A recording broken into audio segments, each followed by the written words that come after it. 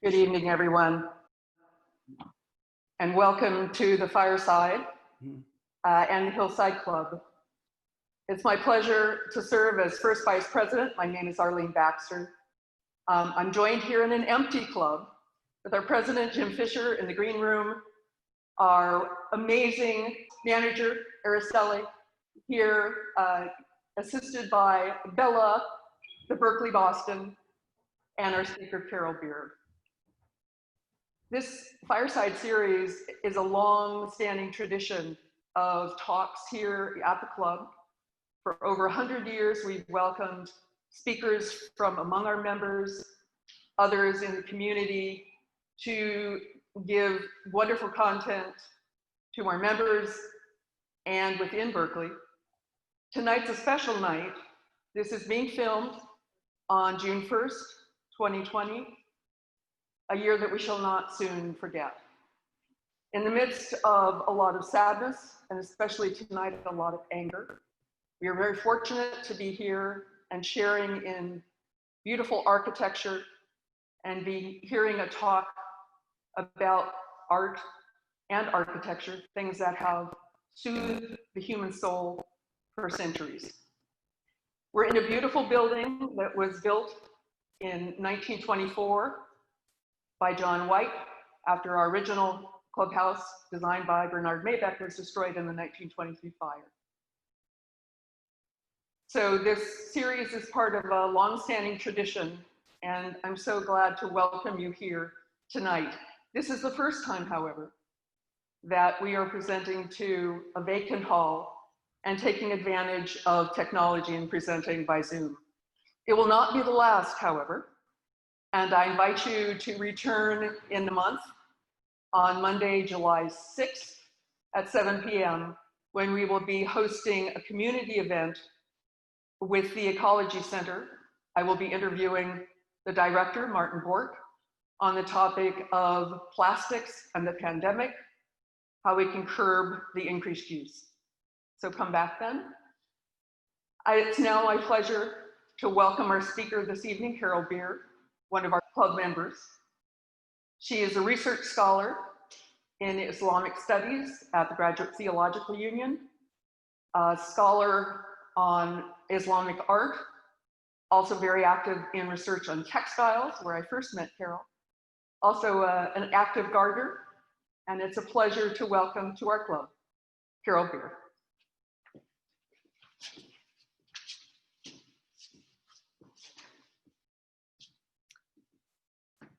Thank you, Arlene. It's a pleasure to be here under these most unusual circumstances. And I welcome you all. I'm sorry that I can't see you. I hope that you can see me. I'm going to endeavor to share my screen and begin talking about symmetry and Islamic aesthetics. While Jim is setting up our backup PowerPoint. Let me talk a little bit about what I'm going to discuss. Just before COVID-19 struck or was acknowledged as having come to the United States, I was in India and traveling there for 3 weeks in February and early March. And when I came back, I went immediately into self-quarantine for 2 weeks, and before that 2 weeks was over, the 6 counties of Northern California in the San Francisco Bay Area were asked to shelter in place. And I've been sheltering in place ever since. Today is the first day that I have actually worked in the context with individuals less than 6 feet apart from me, and all of us wearing masks here in the Hillside Club. One of the aspects of what I think is so necessary at unsettling times like these is the search for beauty and the effort to locate beauty where we can find it. Arlene mentioned 2 aspects that actually bracket my talk. One is that symmetry and Islamic aesthetics is very precisely about beauty, and my hope is that in a short period of time to introduce you to aspects of Islamic aesthetics that give us an understanding of beauty in different contexts and different times. And then the second bracket at the end is the fortune with which we are here in Berkeley with the Hillside Club as such a beautiful monument of the arts and crafts period, designed originally by Bernard Maybeck, burned down in the 1923 fire, and then rebuilt in 1924.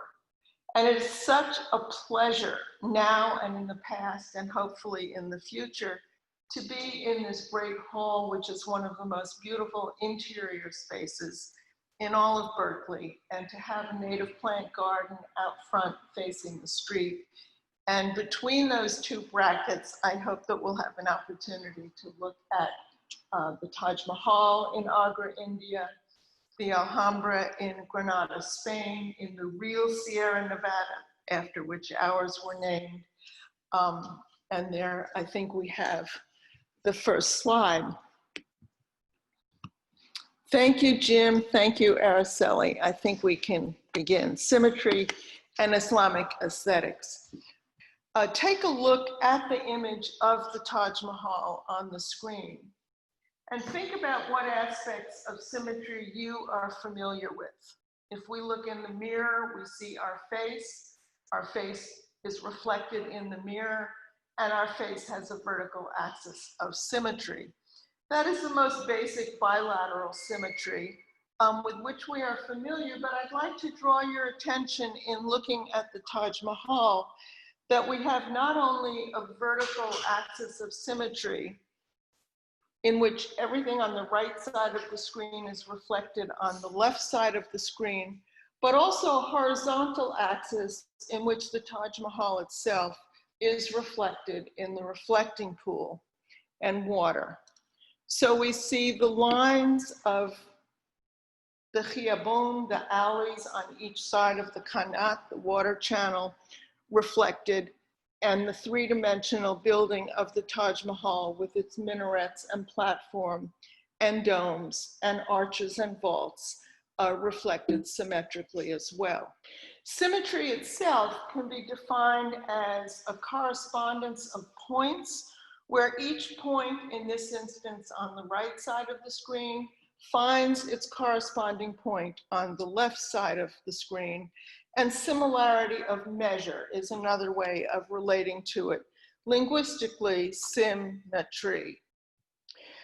But when we look at the symmetry in the Taj Mahal, we can also put it into its physical context, where not only is visual aspects of aesthetic operative, but sound, movement, light, water, fragrance.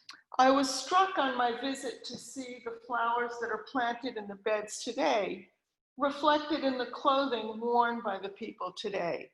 And the vast majority of tourists who visit the Taj Mahal are Indian tourists, that is from the Republic of India. So internal tourism is quite by far the largest.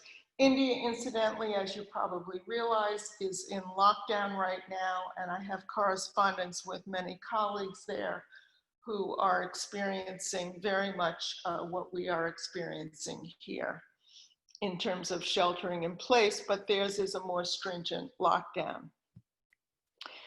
Going into a little bit further detail, there's not enough time to do as much as I would like with you today. But to look at the arches, the iwans, the vaults, the lines of calligraphy, and the reflection, here we see a three-dimensional example of symmetry where one half of the vault and arch is reflected in the other half of the vault and arch. But where we see the absence of symmetry is very important. And that is in the calligraphy.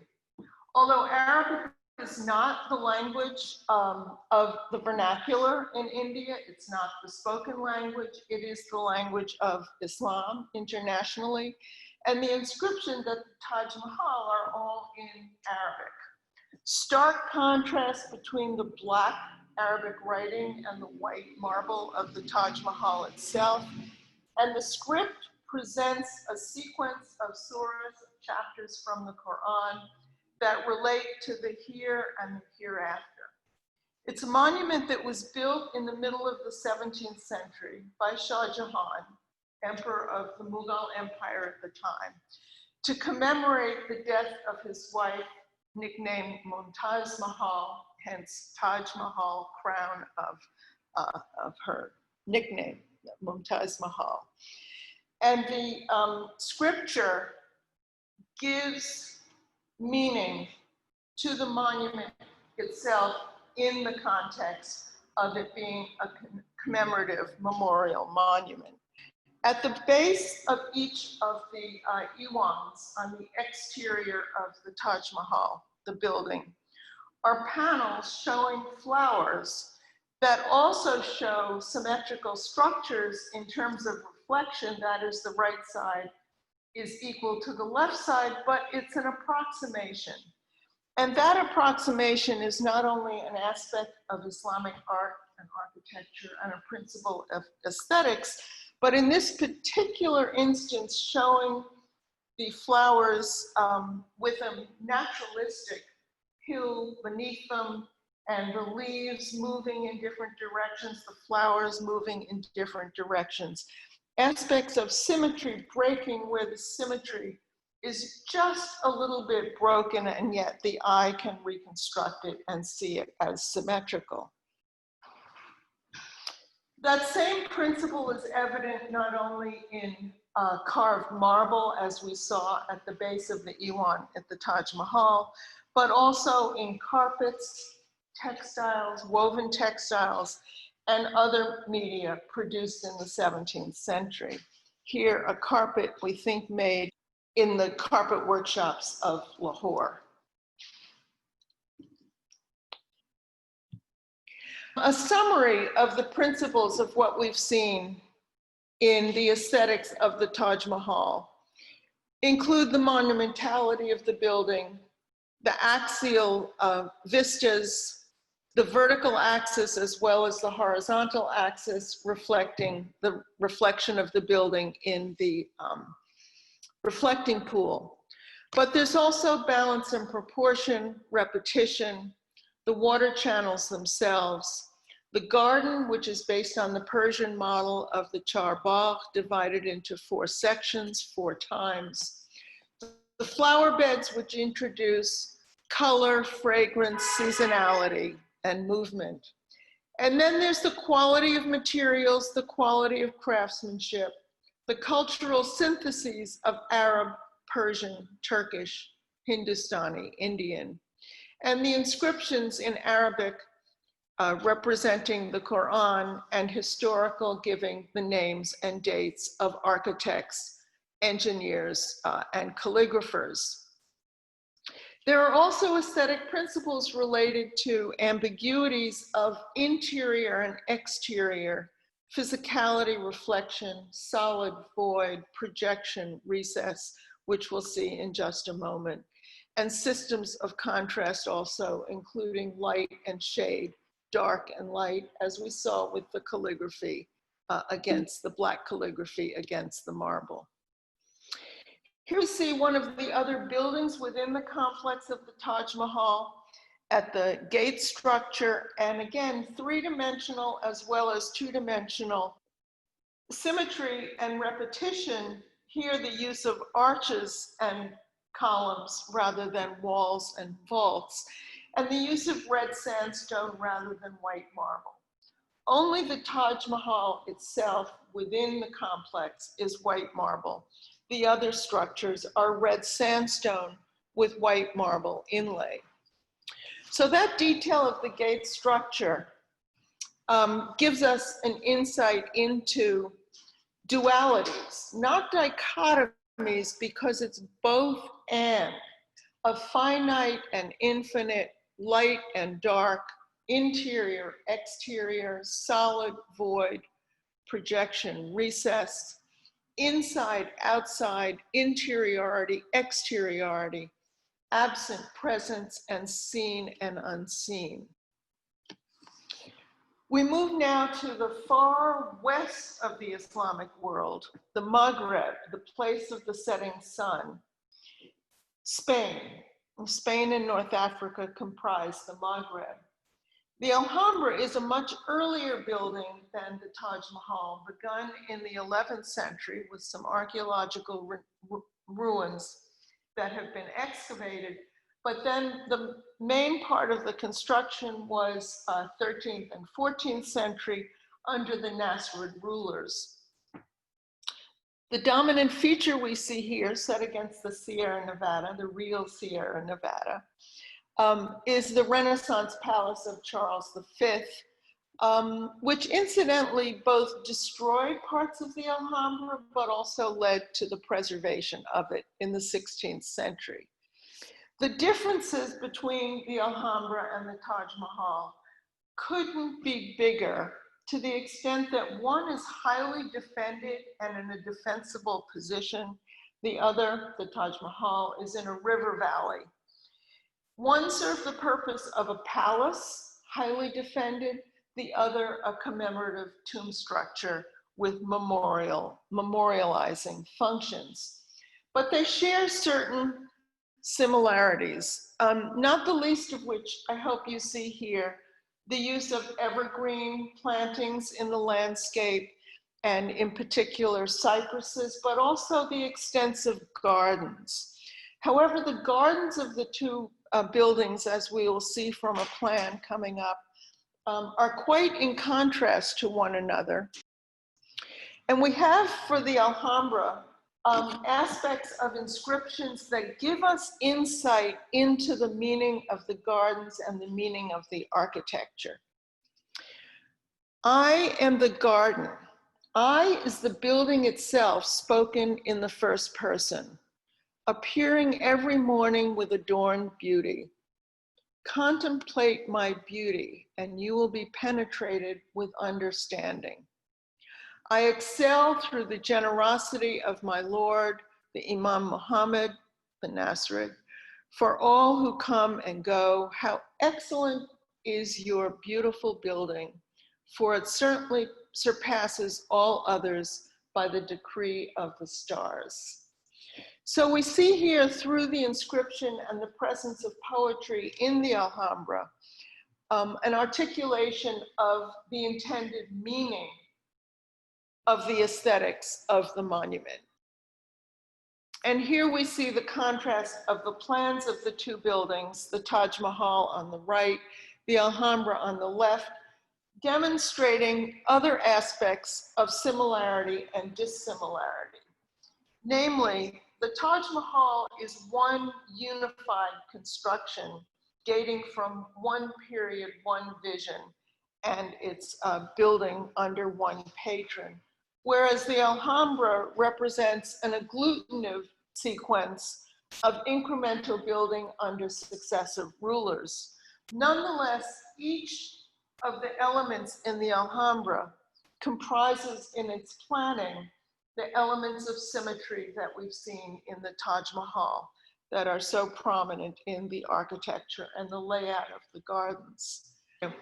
Another contrast is that the Alhambra, the interior areas that are ornamented, are white stucco rather than white marble. But we have the same setup of ambiguities of projection and recess, repetition, interiority, exteriority, and solid and void. A different approach to the division of architectural features called muqarnas. Here looking up into one of the most incredibly complex domes in the world, with the transition from a square base to an octagonal section of transition to 16 to 24, and then I've not gotten farther than that, but we can see the amazing use of muqarnas set within the Alhambra itself.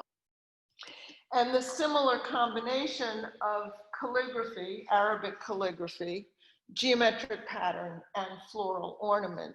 The color here is not inlaid stone, semi-precious stones as we saw at the Taj Mahal, but rather ceramic pieces fitted together. I'm going to go through the next section more quickly than I would like, and it may leave some of you wishing for more. Others may want to avoid it entirely, but just quickly an introduction to other aspects of symmetry. The translation is the repetition, as we've seen. Reflection, we examine, right side equals left side. Glide reflection is either a displaced translation or a displaced reflection, and then rotation around a point. If these are arranged in a linear, one-dimensional manner, the only possibility for one design, although the concept is an infinite possibility of designs, are 7 linear patterns. And I should say these all come from my website on symmetry and pattern that is hosted by the Math Forum. I can email that to any of you. If we arrange those lines in a full 2-dimensional pattern with extension by length and width, the number of possibilities of translation, reflection, rotation, and glide reflection is limited to the 17 systems, groups of plane symmetry. And each of these systems fits into a grid of either rectangles or regular polygon. You can see that that can itself take an hour or a week or a semester. But I'd like to introduce you to 2 gentlemen who studied the Alhambra in depth and presented it to the West, but presented it in a way that has lost its cultural significance within its original cultural context. Owen Jones was a Welsh-born English architect who studied the Alhambra and presented early chromolithographs of extraordinary detail and documentation that subsequently influenced extraordinarily the architecture of Europe and the Western world. But he extracted ornament from its original cultural context and cultural meanings and presented it as a grammar of ornament for use anywhere, anytime in design without reference to cultural origin. The other individual in the 20th century is M.C. Escher, the Dutch graphic artist, who was sketching in the south of France and working with landscapes. And then when he went to Spain, he did sketches of the Alhambra's patterns in his notebooks and switched entirely his interest in art to the tessellations so prevalent in the Alhambra. But he felt that they were lacking an animation. And so he inhabited them with horses and shells and ants and spiders and birds. And the 2 approaches to symmetry and geometry in Islamic art, I think, have informed a misunderstanding of Islamic geometric pattern, A, being devoid of meaning, and B, being repetitive and without having deep cultural significance. But if we look to 2 historical figures from within the Islamic world, we may have a better understanding of original context. The first here is a representation of Nasruddin Attusi, a great scientist, and you can see the patterns on the rug beneath his group at the observatory, and the tile work on the wall depicted, and the range of patterns in the drum beneath the dome. And the second, earlier, 9th century, is Muhammad al-Khwarizmi from Khwarazm, but was working under the patronage of the Caliph in Cairo. And he laid out dirhams, the coins, silver coins at the time, to establish the problems that became known as algebra. He worked extensively as well with geometry, and geometry was a great inheritance from the Greek scientific corpus, all of which was translated into Arabic and commented upon. All of these geometric patterns are based on the structure of the center and the circumference and the use of a compass. Okay, I'll go through the last section, which is a sequence of showing other ways of using symmetry in Islamic aesthetics beyond that specifically of the Taj Mahal and the Alhambra. But here you see the structure of the geometry on the left, the layout of polygons in contact in the middle using the points of intersection and drawing of lines, and then the construction of the bands that form the geometric patterns as we see them. We find correlation between the use of geometric patterns, symmetry, in architecture and the arts in historical sources of the 10th, 11th, 12th century. Here we see an amazing tympanum of a tomb structure in Maragha in Western Iran, showing 3 intersecting polygonal networks. The clay on the top surface is intersecting dodecagons, 12-sided figures, outlined in turquoise glaze, the very earliest use of turquoise glaze in Islamic architecture, of nonagons, and then beneath it, a little bit less easily visible, a network of double hexagons. So hexagons, nonagons, dodecagons, all intersecting, creating a 3-layered multiple network of polygons. The earliest use of intersecting dodecagrams, 12 pointed stars, all intersecting, each surrounding the name of God, Allah, the essence of his name. Then uses and playfulness of symmetry, we're just going to go through several examples here, the interlacing bands using ebony and ivory in a mimbar from Marrakesh that was made in Cordoba in the 12th century. A ceramic tile panel made of individual pieces of tile that if you look carefully, you can see lines with horizontal axes, but also the intersecting axes of a hexagonal grid, and the use of both cobalt and turquoise glaze combined with white, where you see 6 pointed stars within 6 pointed stars within 6 pointed stars. So incredible playfulness in the use of geometry and symmetry groups.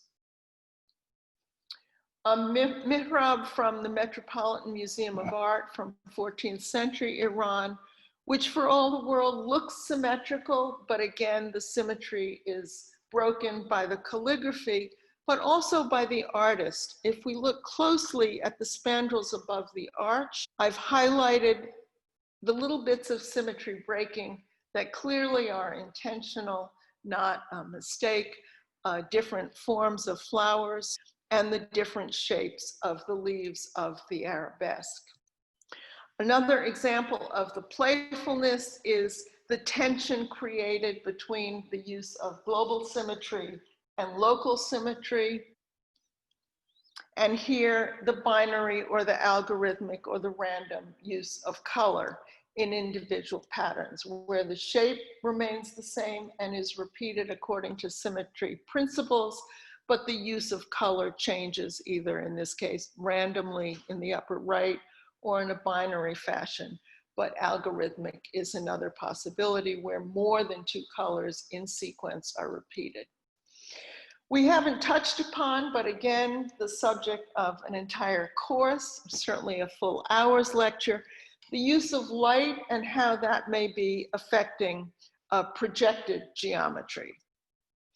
So in summary, we've covered in all too short a time the 4 basic symmetry operations in Islamic art and architecture, order patterns, field patterns, quasi-periodicity, which we didn't touch upon, a symmetry breaking of 3 different forms of transformation, just incredible playfulness in design and pattern making.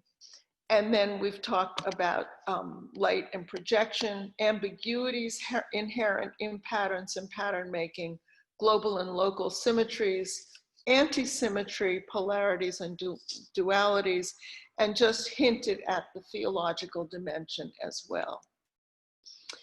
Last slide brings us back here to the Hillside Club.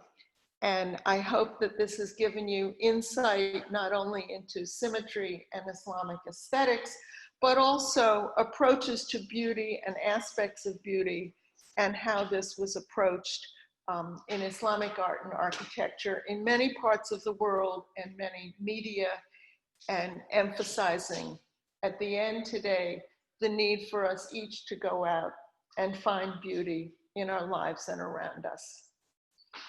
Thank you. Thank you, Carol.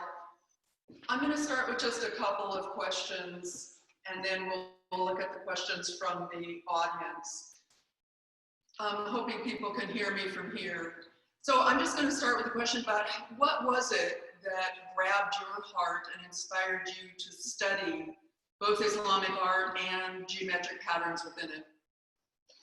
Wow, well, that takes me back a lot of years to when I was a teenager and had an opportunity to live in Turkey and study there as a student. And I think what most attracted me was I was blown away by nothing that I saw was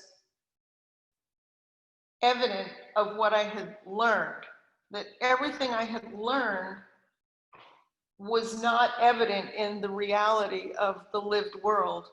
That was my first experience in a majority Muslim country, certainly with many minorities of other religious traditions, but could be called Islamic in terms of major population. So I learned the language, I traveled all over, I went to monuments. I was absolutely floored by the beauty. Well, and we certainly saw, even just in this brief period, some incredible beauty this evening. You obviously, another whole course would be on textiles, but are these same traditions followed in the textiles, or is that a different form of symmetry? The symmetry that I discussed and went through all too quickly is the symmetry that underlies all art and all nature. There is no other symmetry than the laws of symmetry. I mentioned very briefly quasi-periodicity, which is a new symmetry discovered in the Western world of science in the late 1970s. Roger Penrose is often credited with the discovery of quasi-periodicity, but 800 years earlier, this form of pattern, which does not have the periodicity of the 17 plane symmetry groups, appeared in Islamic architecture. And so that has been at the forefront of contemporary mathematical studies. And my first presentation of this lecture was given to a mathematical audience in Denver in January. Fascinating. So unfortunately, none of us are going to get to visit the Taj Mahal or the Alhambra anytime soon. So here in the Bay Area, where could our visitors go to experience some of this beauty and symmetry within this area? You know, there was such an incredible influence of both Andalusian architecture and Mughal architecture in the development of American monuments. Even if you go up to Euclid and Hearst, above Vic's coffee shop, there is an interlace molding around the architecture that is derivative, I think, of Andalusian interlace. And in San Francisco, there's the old Alhambra Theater. And if you scratch the surface and look, you actually find that there are lots and lots of influences in American art and architecture. We're getting people wishing that you could give an entire class on this topic, of course. We'll end with one final question, and it's about the relationship of symmetry in music, as well as in these other art forms that you've already addressed. Does it extend, in your knowledge, in the Islamic arts, extend into music? Yeah, that's a really interesting question. Symmetry of sound is exactly music. And Bach, in his fugues, and I think Paul Hindemith, both composed music that was not only symmetrical in sound, but also symmetrical on the page. So as there's an ascent, there's a descent, and the entire play is both visual and oral. The other aspect that I'd like to mention is symmetry breaking and how important that is, for example, in viruses. Viruses, coronavirus and SARS-CoV-2, the virus that leads to the disease COVID-19, looks like an amazing spherical symmetry, but it functions with symmetry breaking. And that's what makes viruses so strong. That's what makes music so beautiful. And that's what makes ornament in architecture so magnificent. Thank you all. Thank you very much, Carol. I'm going to move in here just to thank our audience for their patience as we all learn to adapt in this new world. But it's a real pleasure to appreciate beauty and symmetry, something that the arts and crafts movement also very much appreciated. So thank you for joining us here at the Hillside Club. Please join us again July 6th, when we'll be talking about, again, a topic on the pandemic, plastics and the pandemic. We appreciate your patience. We are so glad you joined us, and we look forward to seeing you again sometime soon, in person and online. Good night.